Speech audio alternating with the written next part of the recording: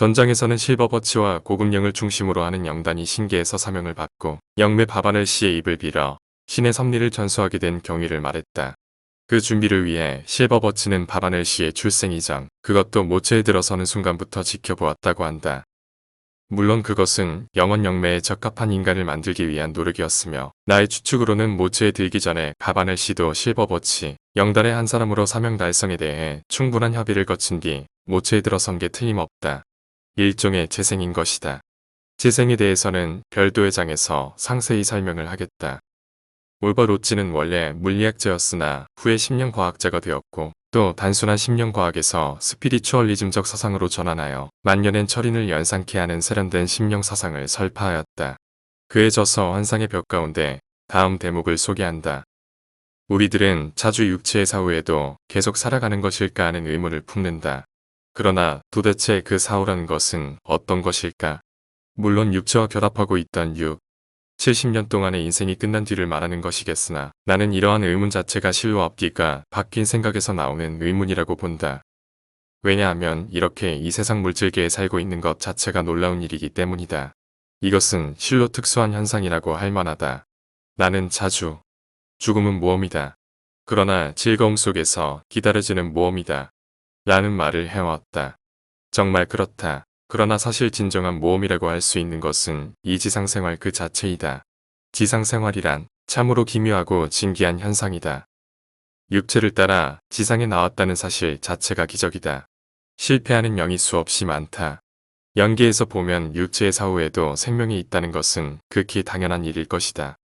말하자면 지상의 생명 따위는 아침 이슬과 같은 것으로 햇빛과 더불어 증발해버리는 보잘것없는 존재인 것이다. 하지만 살아있는 동안의 육체란 실로 귀찮은 것이다. 지상생활에서 겪는 어려움의 대부분은 다루기 어려운 육체에서 생긴다고 할 수 있다. 육체를 다룬다는 것 자체가 우선 귀찮다. 그리고 죽을 때도 귀찮다. 그리고 죽을 때까지 내내 손질해야 한다는 것도 귀찮다. 그러나 육체는 내가 아니다. 잠깐 동안, 아주 잠깐 동안만 사용하는 도구에 불과한 것이다. 동서고금의 종교가 예외 없이 육체적 욕망을 죄악의 근원이라고 보면서 절제를 역설하고 육체를 초월하는 수업의 필요성을 설파하여 왔다. 이러한 중대한 사명의 달성을 방해하고 좌절시키려 하는 영계의 일부 세력이 있다. 이러한 영은 인간이 잠깐 방심하는 사이를 이용하여 그 사람에게 숨어든다. 처음에는 순수하고 겸허하고 성실하던 영능자가 어느 사이 나는 신이다. 나는 부처이다라는 망상에 젖어 본래의 사명을 망각하고 종교로서의 세력을 확장하려고 광분하게 되는 것이다. 모든 종교가나 영능자는 우직하리만큼 겸허해야 한다는 것이 첫째 조건일 것이다. 실버버치의 말에 의하면 지상의 종교는 기성, 신흥할 것 없이 모두가 낙제라고 한다. 다시 말해서 인간적 욕망이라는 때가 묻어서 종교로서의 의의를 상실하고 있다는 것이다. 그래서 그 때를 씻어내고 본래의 섭리를 가르치는 일이 자기들 영단의 사명이라고 한다. 여기에서 이 장은 그 신의 섭리가 무엇인가 하는 것에 초점을 맞추어 보겠다. 실버버치는 이것을 항구불변의 자연법칙이라 부르기도 하고 신의 예지라 부르기도 하는데 이것을 요약하면 원인과 결과의 법칙, 즉 인과율이라는 말로 집약할 수 있을 것 같다. 이렇게 말하면 인연이라는 말이군 하고 말하는 이도 있겠다. 사실 그런 것이다. 하지만 실버버치는 여기에 인간의 영적 향상 진화라고 하는 목적을 첨가한다. 인과응보의 기계적인 반복이 아니라 그 인과율의 배후에는 인간을 향상시키려고 하는 신의 배려가 있다는 것이다. 그것이 어느 때는 즐거움으로, 어느 때는 괴로움으로 느껴진다. 인지상정으로 불행이나 빈곤, 병, 재해 같은 것이 없기를 바라지만 그것은 지금이라는 순간밖에 의식할 수 없는 인간의 좁은 소유의 탓이다. 과거, 현재, 미래의 세계를 간파하는 신의 눈으로 보면 당사자의 입장에 있어서는 그것이 최상이며 필수인 것이다. 그렇게 되면 인연을 끊는다는 것이 갖는 중대성을 통감하지 않을 수 없다. 끊는 것이 중요하다고 말하는 것이 아니다. 과연 인연을 끊는 것이 옳으냐 아니냐. 아니, 그 이전에 도대체 인연은 인위적으로 끊을 수 있는 것인지 어떤지를 진지하게 생각해야 한다는 것을 말하려는 것이다. 이 인연을 끊는다는 관념은 대단히 넓은 의미, 그리고 여러 가지 의미로 사용되고 있다. 우선 정리부터 해보기로 한다. 예를 들어 몇 대에 걸쳐 장남이 자살을 하는 집안이 있다고 하자. 원한의 인연이 있을 거라고 누구나 생각할 것이다. 그리고 대개 그런 추측은 맞을 것이다. 여기서 그 인연을 끊는 수단을 강구해보자. 그 수단에도 여러 가지가 있겠으나 장남을 자살로 몰아넣는 영혼, 이를테면 인연령을 찾아내어 타이르기도 하고 구걸을 하기도 하여 괘씸하도록 한다. 그리고 그것이 잘 되면 대개 그것으로 인연이 끊겼다고 생각하기가 일수다. 그러나 여기까지의 단계는 인연령과의 인연이 끊겼다는 것뿐 기시의 인연 그 자체는 소멸되었다고 볼 수 없다. 곧 그 시기가 마침 인연이 소멸되는 시기였을지도 모른다. 만약에 그렇다면 그것은 진정한 의미에서 인연이 끊겼다고 할 수 있으나 인연령은 끝까지 인연이라는 법칙에 편승하여 날뛰는 존재이므로 인연령만을 인위적으로 떼어버렸다. 고에서 그것만으로 인연이 끊겼다고 할 수는 없는 것이다. 그럼 인연 그 자체가 자연 소멸할 때까지 속수무책으로 있어야 하는가? 그렇지는 않다. 생명이 위험한 중병에 걸리면 수술을 받아야 하는 것처럼 인위적으로 인연령을 떼어버리는 방법, 다시 말해 재량이 필요한 경우도 있을 것이다. 다만 그것만으로 끝났다고 생각하는 것은 잘못이라는 걸 나는 지적하고 싶다. 인연, 그 자체가 남아있는 한 또 다른 모습의 불행이나 애군이 찾아오는 것이다. 다음으로 자기에게 아무 상관도 없는 먼 선조가 남긴 인연 때문에 왜 자기가 고통을 당하지 않으면 안 되느냐는 의문이 생기게 된다. 일견 당연하다고 볼 수 있는 의문이다. 그러나 스피리추얼리즘의 진수를 모르는 사람이 품는 의문이다. 자기와 아무 상관이 없다는 생각은 근거가 없는 생각으로 실제로는 깊고 깊은 인연의 실에 의하여 연결되어 있다. 이것은 다시 태어나는 일, 즉 재생이라는 의문에 이르게 되는데 그것은 다음에 상세하게 다루기로 하고 여기서는 인연이 없는 것과의 상관관계는 절대로 없다는 것만 말해 두기로 한다. 실버버치는 그것을 다음과 같이 표현하고 있다. 언젠가 당신들도 육체의 속박에서 풀려나 맑은 눈으로 지상 생활을 뒤돌아볼 때가 온다. 그때 당신은 그 혼탁함 속에서도 하나하나의 의미를 바로 볼 수 있는 혼이 눈뜨게 되었다는 것을 이해하게 될 것이다. 이것은 인생이 목적을 가진 인과율에 의해 지배되고 있다는 것을 말해주고 있는데 그 목적을 가진이라는 것에 주목해 주었으면 한다. 그것은 우주 인생이 영혼의 향상 진화라는 지상 목적을 위해 다스려지고 있다는 것이다. 이 점이 종래 인과율 사상과 본질적으로 다른 점이라고 할 수 있다. 그럼 실버버치에게 그 점에 대하여 상세하게 들어보기로 한다. 당신들이 스피리추얼리즘이라 부르고 있는 것도 신의 법칙의 일부이다. 신은 우주를 법칙에 의해 통일하고 법칙을 통해 그 의지를 표현한다. 우주의 어느 곳을 보아도 법칙이 지배하지 않는 곳은 없다. 인간이 지금까지 알고 있는 범위뿐만이 아니라 인간의 지혜가 미치지 않은 모든 곳에 이르기까지 완전히 신의 법칙이 지배하고 있다. 자연계의 법칙은 말하자면 신이 정한 법률이다. 대개 인간 세계의 법칙이라는 것은 변화가 따르기 마련이다. 불완전할 뿐만 아니라 모든 것을 커버할 수 없기 때문이다. 신의 법칙은 미치지 못하는 곳이 없다. 우연이나 유발이라는 것은 절대 있을 수 없다. 모든 것이 규제되고 모든 것이 계산되는 것이다. 당신들은 육체를 가지고 있지만 그것은 일종의 기계이다. 말하자면 육체라는 기계를 조종하면서 자기를 표현하고 있는 셈이다. 가령 고통을 안았다고 하면 그것은 수문을 닫는 것과 같아서 생기가 통하는 통로를 상실하는 것이 된다. 다시 말해 에너지의 공급이 끊겨 불건강의 요인이 생겨난다는 것이다.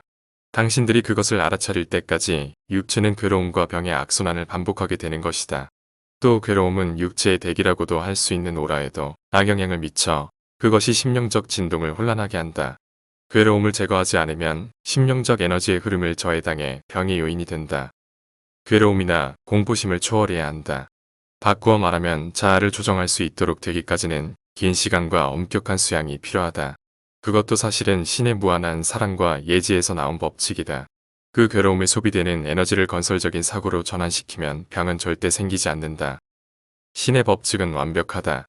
그리고 당신들은 그 속에서 없어서는 안 될 존재인 것이다.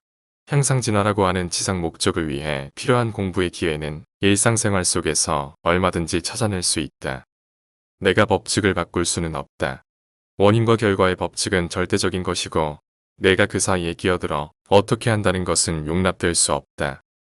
다만 그러한 법칙의 존재를 가르쳐주고 그러한 마음가짐으로 있으면 병이 생긴다는 것을 경고해 줄 수는 있을 뿐이다. 육체는 기계이므로 손질이 필요하다.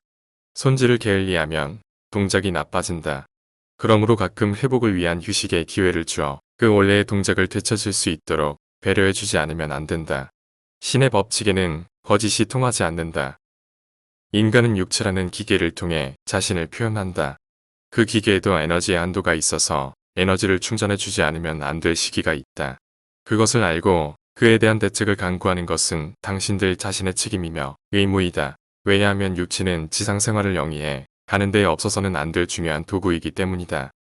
내가 아무리 당신들의 행복을 원하고 있다고 해도 당신들을 대신해서 그 책임과 의무를 다해 줄 수는 없다. 마음속으로 갖는 생각, 입으로 나타내는 말, 그리고 실제 행동을 모두 책임져야 한다. 끝까지 자신이 책임을 지는 것이다. 이 모든 것이 지상생활에 있어서는 결국 육체라는 기계를 통해 표현되는 것이므로 그 기계가 항상 정상적으로 작동할 수 있도록 언제나 건강관리에 유의해야 한다. 육체는 실로 감탄할 만한 기관이다. 지상에서 이 이상 절묘한 기관은 없을 것이다. 경이적이라고 표현해도 좋다. 그러나 나름대로의 손질이 필요한 것이다. 물론 법칙과 조화되는 생활을 갖는다면 질병도 불쾌함도 고통도 생겨나지 않을 것이다. 질병, 불쾌, 고통은 자연 법칙과의 부조화에서 오는 것이다. 법을 어기고 그 대가를 받느냐, 아니면 법을 지켜 건강을 유지하느냐의 어느 하나가 될 것이다. 인간의 사상, 언동에 있어서 동기라는 것이 큰 포인트가 되는 것은 확실하지만 법칙을 위반한 사실 그 자체만으로도 응분의 대가를 치르지 않으면 안 된다. 동기만 정당하다면 무슨 짓을 해도 관계없다는 식의 생각은 옳지 않다. 육체를 희생하면서까지 정신적인 목적을 성취해야 하느냐 하는 문제는 그 사람의 진화 정도에 따라 판단이 달라지는 것이다. 단 지상에서 생을 향유하는 이상 그 나름대로 수명이 주어져 있기 때문에 그것을 마음대로 단축시키는 것은 신의 뜻을 어기는 일이다. 예를 들어 인간에 불타는 숭고한 인물이 있다고 가정하자. 그 사람이 박의 사업을 위해 그의 육체를 희생시킨다면 과연 허용되는 일일까? 그것은 그 사람 개인의 문제만으로 단정 지을 수 없다. 유감스러운 건 그 사람의 동기가 객관적으로 보는 것처럼 순수하지가 않다는 점이다. 그 뱃속에는 나는 위대하다는 자기 과시의 마음이 숨어 있는 것이다. 그것이 무리한 행동으로 자기를 몰아넣은 동기가 되었다는 것을 모르고 있는 것이다. 법칙에는 육체를 지배하는 법칙, 정신을 지배하는 법칙, 영적인 법칙이 있다. 그리고 이것들이 서로 엉킨 법칙도 있다. 그러한 법칙을 인간은 절망적인 마지막 단계에 이를 때까지 깨치지 못하는 것이다. 참으로 곤란한 일이다. 왜 그럴까? 그것은 인간과 우주의 진실된 모습을 모르기 때문일 것이다. 요컨대 이 세상은 모두 물질과 돈으로만 이루어져 있다고 생각하기 때문일 것이다. 그러나 그러한 시련 뒤에는 언젠가 진실을 깨닫는 때가 올 것이다. 자아의식이 싹 터서 좌우하는 신성이 눈뜨기 시작하는 것이다. 역시 신의 인과율은 결과이다. 즉, 고통이 크면 클수록 얻어지는 지식 또한 큰 것이다. 다시 말해 신은 우주의 가장 우수한 회계사라고 생각하면 좋을 것이다. 수거의 균형을 잘 맞추어서 손익계산에 조금의 착오도 없다. 당신은 당신 몫만큼만 배당받는다. 그 양은 많지도 적지도 않을 것이다. 그 가치 판단은 당신의 영적 진화 정도를 참고하여 정해진다. 지상에는 속임수라는 것이 있다고 하지만 영적인 일에 관한 한 그런 일은 절대로 있을 수 없다. 대자연의 법칙은 완벽하다. 그 배후에는 신의 무한한 사랑과 예지가 작용하고 있다. 우리들 영단이 만든 것이 아니다. 우리들은 다만 그 작용을 알고 있을 뿐이다. 원인이 있으면 결과가 있고 그 결과가 새로운 원인이 되어 다음 결과를 낳는다는 법칙이야. 그러는 동안에는 누구도 개입하지 못한다. 오연도 없다. 행운도 없다. 다만 법칙이 있을 뿐이다. 법칙이 철폐되는 일은 절대 없다. 집행의 유예도 보류도 방해도 없다. 간단 없이 기능하고 변화하는 일도 없고 또 인위적으로 바꿀 수도 없는 것이다. 법칙 중에서 적당한 것을 선택할 수도 없다. 절대적인 힘이다. 신이란 바로 법의 극치이며 법의 핵이다. 어떠한 힘, 어떠한 정신을 가지고도 움직일 수 없는 것이다. 그러면 같은 인과율을 다른 각도에서 보기로 하자. 스피리추얼리즘에는 국제 스피리추얼리즘 연맹이라는 것이 있다. 그 연맹이 표방하고 있는 신조는 다음과 같다. 신은 만유의 시조다. 인류는 모두가 동포다. 인간의 개성은 사후에도 존속한다. 일면간에는 교통이 있고 인간은 천사의 지배를 받는다. 각인각계의 책무가 있다. 생전 사후를 통해 인과응보가 있다. 인류는 영원히 향상한다. 이상은 스피리추얼리즘의 일대 강령이라고 불리워지는 것으로 아사노와 사브로시의 번역을 그대로 인용한 것이다. 그는 여기에 근거하여 다음과 같이 말하고 있다.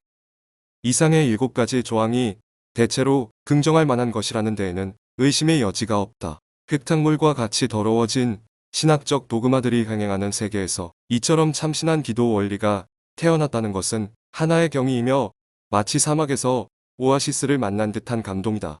그러나 현명한 독자는 그 단점도 느꼈으리라 생각된다. 어딘가 모르게 이완성과 같은 느낌을 준다. 구미 각국의 식차들도 같은 느낌을 가지고 있는 것 같다. 그들도 이 7가지 조항이 스피리추얼리즘의 지도 정신을 완벽하게 나타냈다고는 생각하지 않는 것이다. 어떻든 이 조항들은 그 출현 연도가 오래된 것으로 점차 재정리의 필요성을 느끼고 있다. 그의 말과 같이 이것을 재정리하려는 움직임이 고조되어 가는 것 같다.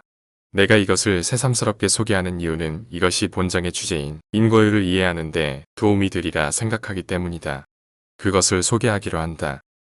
나는 앞장에서 단적으로 근대 심령 연구의 결과에서 얻어진 일반적 원리의 조항들을 하나하나 열거해 보았다.